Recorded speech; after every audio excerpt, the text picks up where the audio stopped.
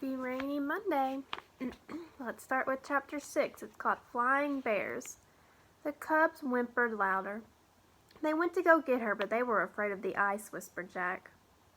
Annie petted the cubs. Don't be afraid, she told them. You'll get back to your mom.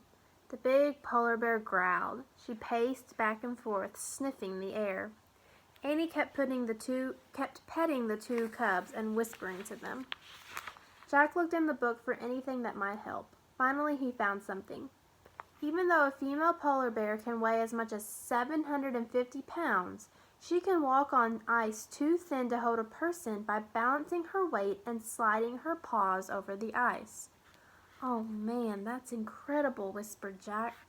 He watched the mother polar bear walk down the snowbank. On large, silent feet, she crept about at the edge of the frozen sea. She tried to step onto the ice, but each time she did, it cracked, and she had to retreat. At last, she found a firm spot. Then the polar bear stretched out her 4 legs and lay on the ice. Slowly, she moved forward, pushing herself with her claws. Is she coming for her babies, said Jack, or is she coming to get us?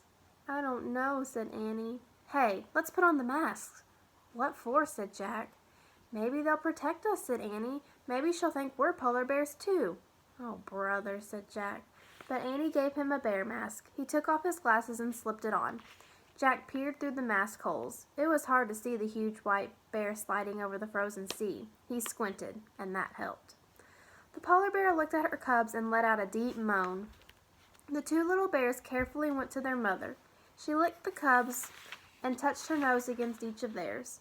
Then they crawled onto her back. They're safe now, said Jack. Even if the mother breaks through the ice, she can swim with them to the shore. Yeah, I just wish she wouldn't leave us behind, said Annie. The mother bear slowly turned her body around. Then she pushed off with her hind legs. With her cubs on her back, she began sliding away. Let's try moving like her, Annie said. But we could break through and freeze to death, said Jack. If we stay here, we'll freeze too, said Annie. Remember, the seal hunter said his people had learned from the polar bears. Jack took a deep breath. Okay, he said. Let's try it. He lay on his stomach. He spread out his arms and legs. Then he copied the bear.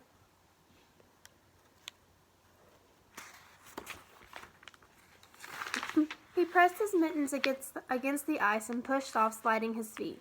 Amazingly, there was no cracking sound. Grrr, he growled, and he pushed off again. Jack heard Annie sliding behind him. He kept going. He pushed and slid again and again. He made the movements over and over until something happened. He didn't feel like a boy anymore. He felt like a polar bear. Then Jack felt something even stranger. He felt like a flying polar bear.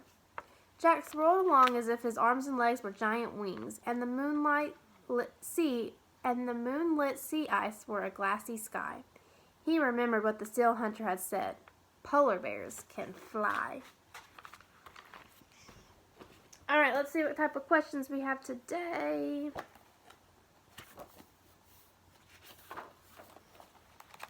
All right. How did the mother polar bear get across the ice?